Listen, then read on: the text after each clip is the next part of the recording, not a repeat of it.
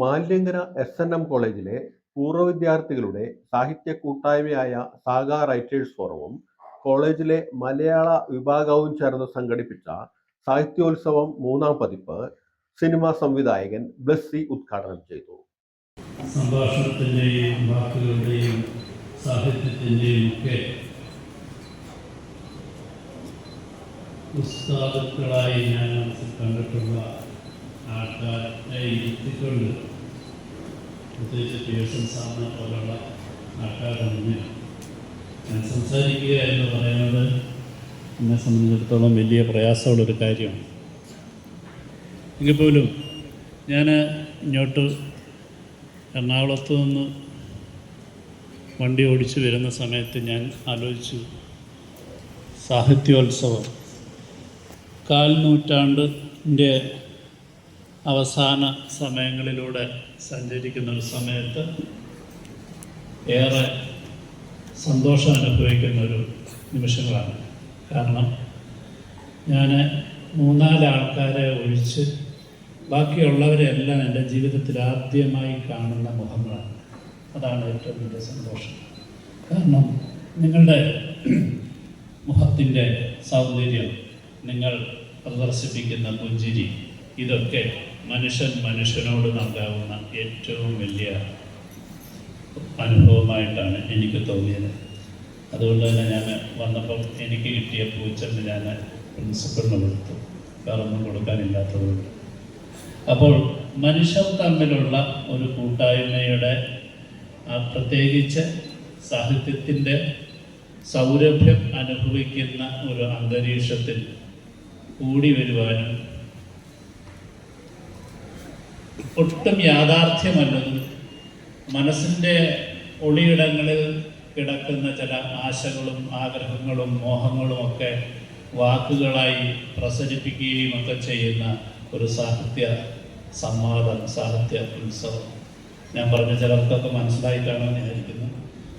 കാരണം ഒട്ടും യാഥാർത്ഥ്യതയിലൂടെയാണോ നമ്മൾ സഞ്ചരിക്കുന്ന സാഹിത്യത്തിന്. അപ്പോഴാണ് സാഹിത്യം എന്ന് പറഞ്ഞാൽ എന്താണെന്ന് ഞാൻ വീണ്ടും ചിന്തിച്ചു.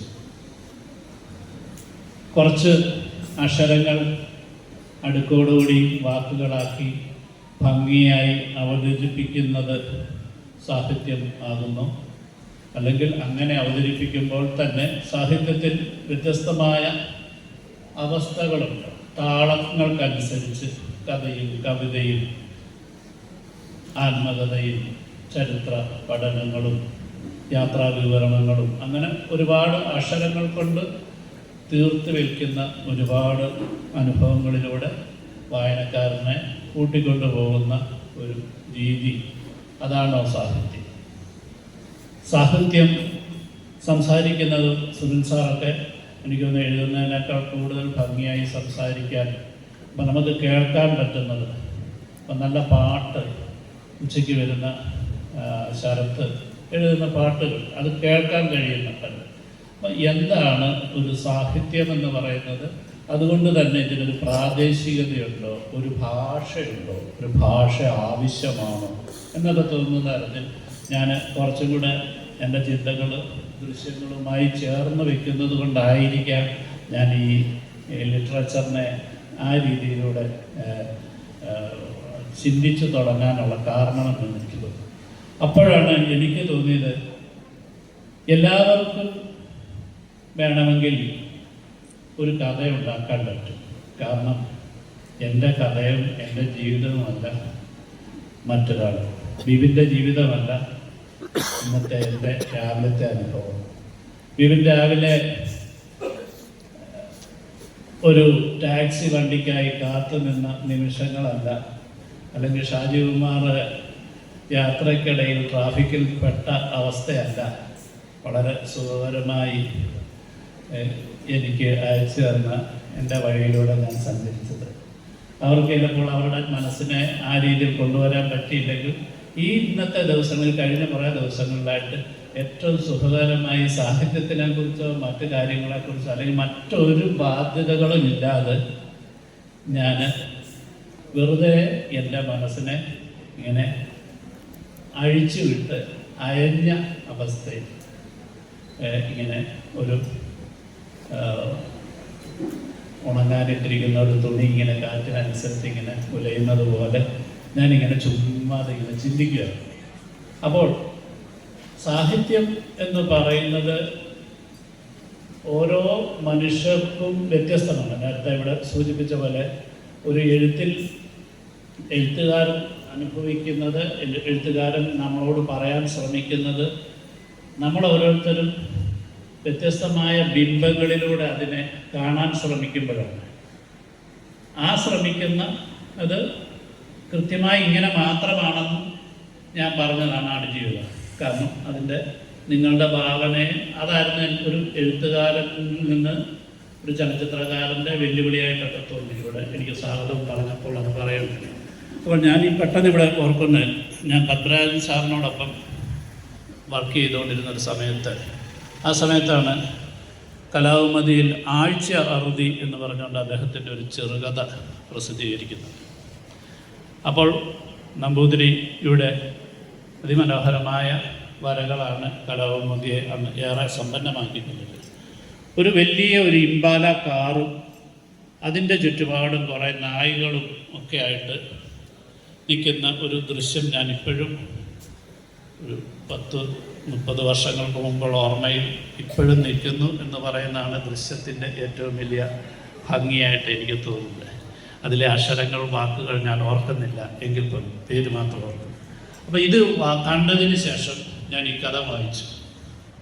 അപ്പോൾ എനിക്ക് എൻ്റെ മനസ്സിൽ ഞാൻ ഈ ആഴ്ചയറുതിയെക്കുറിച്ച് ഞാൻ ചിന്തിച്ച് വെച്ചിരുന്ന ഒരു രീതിയിലല്ല കഥ സഞ്ചരിക്കുന്നത് എന്നുള്ളത് എൻ്റെ മനസ്സിൽ ഇതിനോടുള്ള ഒരു കോൺഫ്ലിക്റ്റ് അറിയാതെ സംഭവിക്കുകയാണ്. ഞാൻ നേരത്തെ മുൻകൂട്ടി ഉദ്ദേശിച്ച ഒരു കാര്യമല്ല ഞാൻ വായിച്ചുകൊണ്ടിരിക്കുന്നത് എന്നുള്ളത് കൊണ്ട് തന്നെ എഴുത്തുകാരൻ പറയാൻ ആഗ്രഹിച്ചിരുന്ന വലിയൊരു ലോകത്തിലേക്ക് എനിക്ക് ഒരുപാട് തടസ്സങ്ങളിലൂടെയാണ് സഞ്ചരിക്കാൻ കഴിഞ്ഞത്.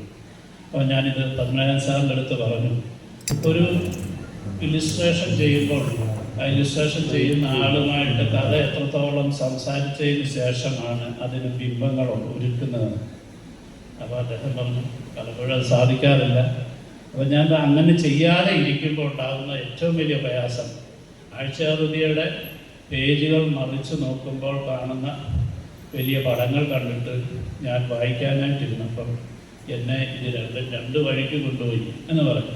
അപ്പം നമ്മളുടെ ചിന്തകളെ എങ്ങനെയാണ് വായനയിലൂടെ നമുക്ക് ലോകം സൃഷ്ടിക്കുവാനായിട്ട് കഴിയുന്നത് എന്നുള്ളതിൻ്റെ ഒരു വലിയ ഒരു ഉദാഹരണം മാത്രമായിട്ടാണ് ഞാൻ അതിനെ കരുതുന്നത്. ഇന്ന് ഇവിടെ സാഹിത്യ ഉത്സവം നടത്തുന്നു എന്ന് പറയുന്നത് പ്രത്യേകിച്ച് സാഗ എന്ന ഒരു അലുമിനി അസോസിയേഷൻ്റെ നേതൃത്വത്തിൽ മലയാളം ഡിപ്പാർട്ട്മെൻറ്റ് ഇങ്ങനെ നടത്തുമ്പോൾ തീർച്ചയായിട്ടും ഏറെ പ്രശംസിക്കുന്ന കാര്യമാണ്. അതിന് ഇവിടെ വളരെ വ്യത്യസ്തമായ രീതിയിൽ സംഭാഷണങ്ങൾ നടത്തുവാനായിട്ട് ഇവിടെ ഏറ്റവും പ്രശസ്തരായ ആൾക്കാർ കൂടിയിരിക്കുന്നു. അവിടേക്കൊക്കെ എനിക്കും ഒരു ഇടം ലഭിക്കുന്നു എന്ന് പറയുന്നത് ഞാൻ എന്നും ആഗ്രഹിക്കുകയും മോഹിക്കുകയും ഒക്കെ ചെയ്യുന്നതാണ് ഈ എഴുതാൻ കഴിയണേ എന്നുള്ളത്. എഴുത്തുകാരെ ഞാൻ വളരെ കൊതിയോടുകൂടി നോക്കി നിൽക്കാറുണ്ട്. ഞാൻ പലപ്പോഴും ഓർക്കാറുണ്ട്, ഞാൻ ഈ പത്മനാഭൻ സാർ എഴുതുന്ന സമയത്ത് ഞാൻ ഇവരൊക്കെ ലോഹിയേട്ടനൊക്കെ എഴുതുമ്പോൾ ഞാൻ മാറിയെന്ന് അല്ലെങ്കിൽ ആ മുറിയിലൊക്കെ കയറാനുള്ള അനുവാദം ചിലർക്ക് മാത്രം ഉള്ളതുകൊണ്ട് നമ്മൾ കൊതിയോടെ നോക്കിയിരിക്കുന്ന വിരലുകളെ. അപ്പം അങ്ങനെ കൊതിയോടെ ഇന്നും നോക്കി ഇരിക്കുന്ന മനസ്സുള്ള ഒരാൾ മാത്രമാണ് ഞാനൊരു സാഹിത്യകാരൻ ആകണമെന്ന് ആഗ്രഹിക്കാൻ പോലും അർഹതയില്ലാത്ത ഒരാളായിട്ടാണ് തോന്നുന്നത്. ഞാനിവിടെ PS സാറിനെ സുനിൽ സാറിനെയൊക്കെ കണ്ടപ്പോൾ ഞാൻ പറഞ്ഞു, എൻ്റെ എക്സ്പ്രഷൻ എല്ലാം സംസാരിച്ച് ഞാൻ കഴിഞ്ഞു. ഞങ്ങൾ 1 മണിക്കൂറോളം പ്രിൻസിപ്പളുടെ റൂമിൽ ഇരുന്നിട്ടുണ്ടായിരുന്നു. ഞാൻ ഒരുപാട് കാര്യങ്ങൾ ഇവർ ചോദിക്കാതെ തന്നെ പറഞ്ഞു. കാരണം ഒരു ആവേശമാണ്.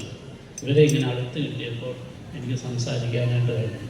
ആ ആവേശത്തിൻ്റെ ഒരു ആലസ്യത്തിൽ മാത്രമാണ് ഞാൻ നിൽക്കുന്നത്. ഇപ്പം ഇങ്ങനെ കൂടിയിരിക്കുന്ന എല്ലാവരോടുമുള്ള ഈ സാഹിത്യോത്സവത്തിന് സമ്പന്നമാക്കാനായിട്ട് എത്തിയിരിക്കുന്ന നിങ്ങളോടുള്ള സ്നേഹം, പ്രത്യേകിച്ച് ഞാൻ നേരത്തെ പറഞ്ഞല്ലോ, നിങ്ങളെ ഒക്കെ പുതുതായിട്ട് കാണാനും പരിചയപ്പെടാനും കഴിഞ്ഞതിലുള്ള സന്തോഷം പുതിയൊരു വർഷത്തിലേക്ക് അല്ലെങ്കിൽ പുതിയ